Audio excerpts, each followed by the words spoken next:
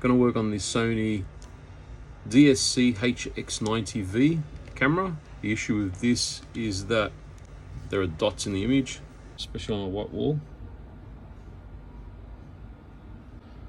We'll strip the camera down and give the sensor a clean, and also the lens, make it look nice. Got the lens stripped down into all these little bits and clean it all up. We've taken the sensor out and we've given it a clean.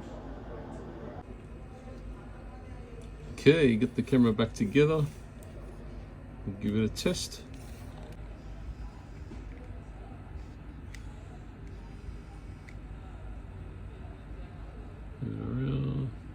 Looks good. No dots are on the screen anymore that are just stationary. There we go. Works perfect.